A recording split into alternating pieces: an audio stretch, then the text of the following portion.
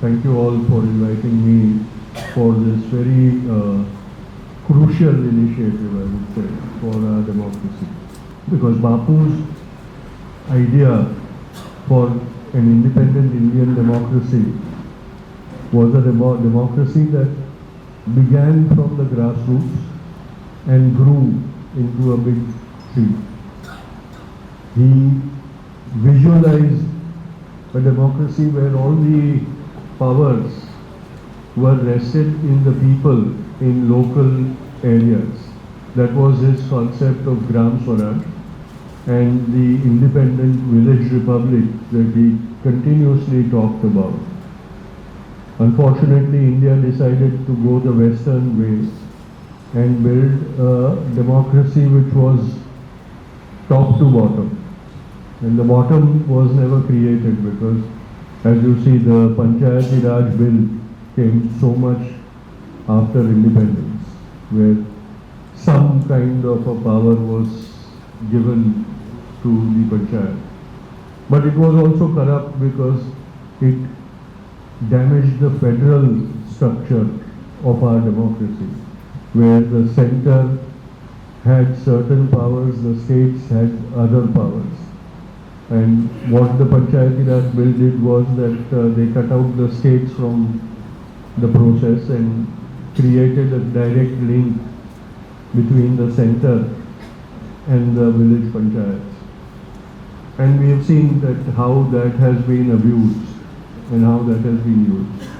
And of course, the greatest corruption of the Panchayat Raj attempt or experiment is that political parties have captured that entire thing. Although on paper they are not supposed to be participating in the elections, but we see that the elections are all fought on party basis, and the results are declared in a manner to suggest that it is a victory of parties and not of actually people. And that is where we also see the kind of strange alliances that happen at the Panchayati Raj level. All this is a very clever attempt to negate the power that panchayats should wield in our democracy. And that is where we also see the inauguration or the inauguration of the project of an authoritarian democracy being brought about, where the funding is controlled by the center. And now with the GST regime in place, that has now become a kind of a weapon of blackmail. You see this slogan of double engine sarkar, and you see how that double engine sarkar is a weapon of blackmail. That wherever, in whichever state BJP rules, they get the favorable treatment from the center. And the states which are not ruled by BJP or where BJP is not able to capture power are treated in a stepchild fashion. I don't have to give an example to Kerala because the state has suffered from that kind of a partial attitude of the central government. But always, all over, every time a state or panchayat election happens, this slogan of double engine sarkar is reminded to people, to remind them that unless they vote for in a certain manner, all development work will cease and all benefits will be denied to such places which dare to elect a non-BJP government.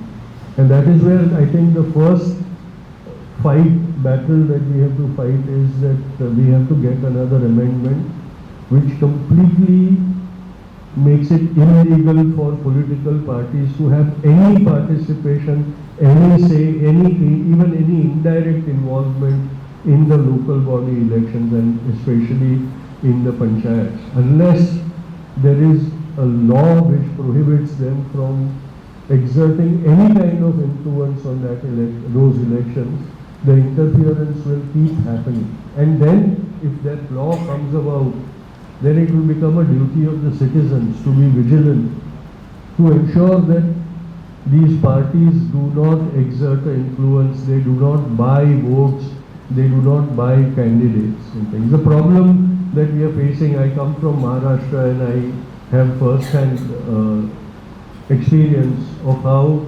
elected MLAs are bought and how governments are toppled and how a completely undemocratic government takes power and then gets itself elected in the democratic way, saying that look, now we have the people's support. But it's where the inception itself is corrupt, ethically, morally, and in the financial term of corruption, then whatever result that arises after that is going to always be corrupt.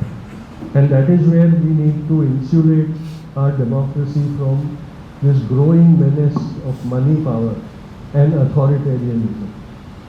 Today, with the GST regime in place, Modi holds the financial gun to every citizen's head, denying them the benefits that should constitutionally automatically accrue to all of them. And the payback that you have to do for benefiting from those assured welfare measures is your vote. In Maharashtra, we experienced that also in the last assembly elections, where the state government very cleverly made it seem that the Ladki Bahin scheme, where women were promised that they would get 1,500 rupees a month as welfare, was portrayed as if it was a gift being given by the government to the citizens, whereas it was the exchequer that was paying that money. So it was actually the citizens' own money that was being given back to them, but the government used it as a tool to buy votes. And they very successfully, or they succeeded spectacularly, because even they did not visualize that they would get the kind of victory margins that they eventually managed to get. And that was basically because the democratic process of electioneering was corrupted and manipulated with money power. This image that political parties and governments are able to project, that welfare schemes that they give to the citizens is their gift to the citizen, can only go if full Panchayat Raj is established, which is insulated from these political benefits, which works in a truly democratic manner. And that is what is most important. We must go back to the Gandhian ideal, where even tax is collected right at the bottom, at the Panchayat level. And after the requirements of that district taluk, the surplus is given to the state, and after the state's requirements are met, the surplus is given to the center. Unfortunately, with the GST regime, now everything goes to the center. And then Modi pretends to be a benevolent person by giving things to the states that he favors the most. And so the trickle-down effect does not reach the grassroots in our society. It does not reach the last person of the society.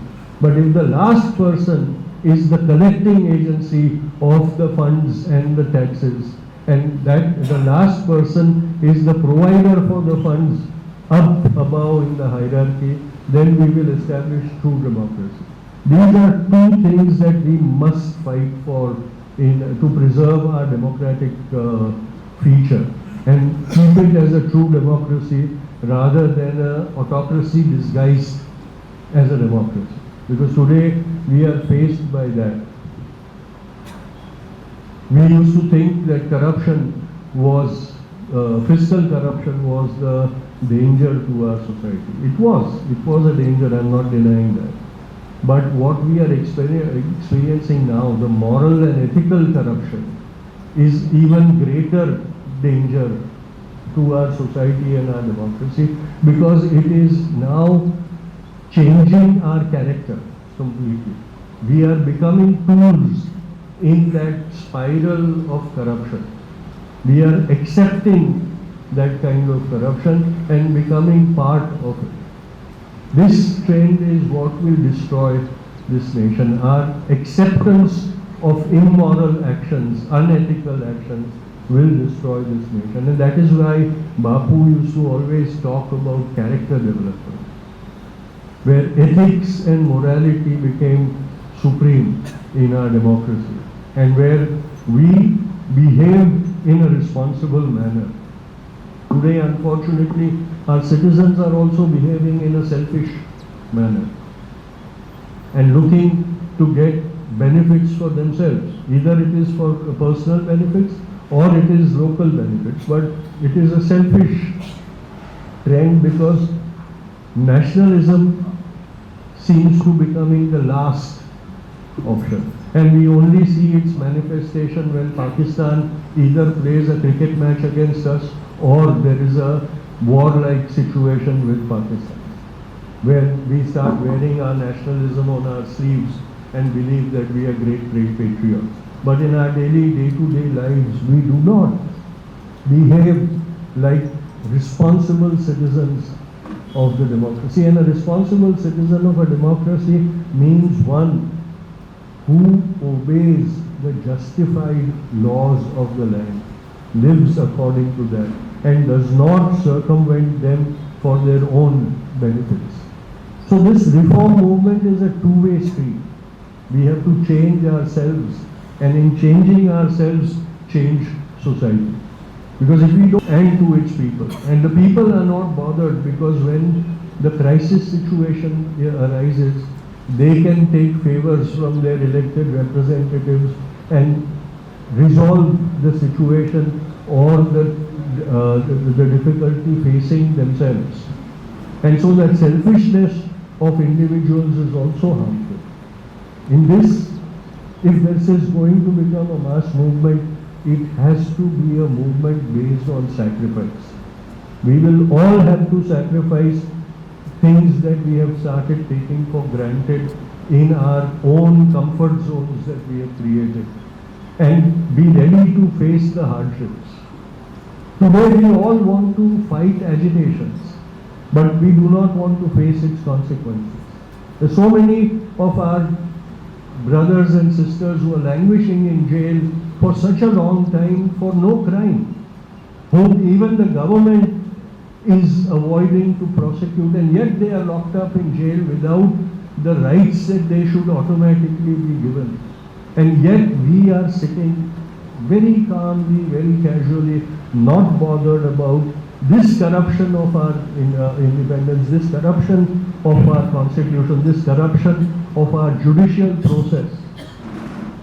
Prashant Bhushan ji keeps going to the Supreme Court for several cases for which he is then branded as being an anti-national. The tragedy of our country is when we do our patriotic duty today, we are branded as being anti-national. And the tragedy, the bigger tragedy of our country is that when such forces, such fascist forces target individuals, we do not bother to stand with them because we are not under attack.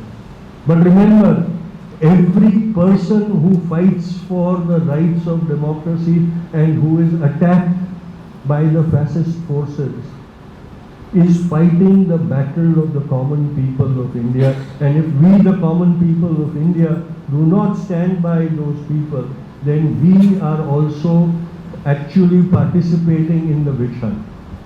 Do not think at all that because I don't participate in the witch hunt directly, I am not encouraging that witch hunt.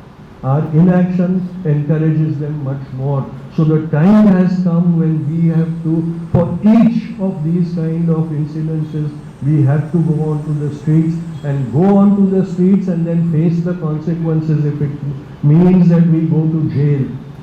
we have to go to jail. In 1920, in 1930 and in 1942, common Indians went to jail, and that is what defeated the British. It wasn't the announcements by the leaders, it wasn't the strategizing by the leaders that got us the success that we eventually got. It was because of the sacrifices of the common people of that era. The masses whom Bapu realized was the true India, and whom Bapu addressed every time he wanted to conduct a mass movement, and who responded to Bapu enthusiastically and suffered the consequences of their participation, who eventually won the freedom for India. This battle that we have to fight against the fascist forces is as difficult or even more difficult than our freedom movement, because in the freedom movement we were fighting foreign forces. In this battle we will have to fight our own government, our own people, because they are only seemingly our own. They are actually traitors to the nation of the democratic nation of India, because in their own way, like termites, they are gnawing away at the constitution, and one day our constitution will be reduced to dust. And we who proclaim ourselves as being the adherents of our constitution and being the protectors of our constitution will be left with nothing to guard and protect. Don't get fooled by the Prime Minister's seeming photo opportunity obedience to the constitution. His drama of going and bowing to the constitution, bowing to Bapu and all that is just a drama. His allegiance remains with the RSS. And since before independence to now, RSS is the clear danger to this democracy. That will be, RSS will completely ruin our democracy, the concept of our democracy, if we do not take responsibility to fight against it. What we need to do through the Panchayati Raj revolution is to stop these forces of separatism, these sources of division from conquering our nation. And it can only start with people who are committed to that issue. We have to become the force multipliers in our nation. Unfortunately, people like us, we only adopt certain movements which completely align with us and which are within our comfort zone. We need to now raise our voice for against every incident that weakens our society, weakens the fabric of our nation. Look at how initially Pahalgam was used to whip up anti-Muslim hysteria in this country. Kashmiri students and Kashmiri businessmen who were peacefully going about their studies and doing their business in various parts of India were threatened, abused, and even beaten up and forced to flee from their places. Every such incident is being utilized to promote anti-Muslim fervor. Even this movement to boycott Turkey and Azerbaijan is a kind of signal to the Muslims saying, behave yourself. This is the danger that we have to face, and this is what we have to raise our voices against all the time. Just a few people speaking about it is not going to make a difference. It has to be a mass movement of protest. It has to be a mass movement of protection of our democracy. It cannot be left to individuals to fight anymore. We have tolerated too much. We have to now decide that the situation is going beyond our toleration. Kerala is going to hold its local body elections. That could be a starting point. That could be a point where we launch a satyagraha to protect our Swaraj. and move towards true Swaraj, and maybe, just maybe, take a step towards achieving what Bapu said was the unfinished agenda, Purna Swaraj. Thank you very much.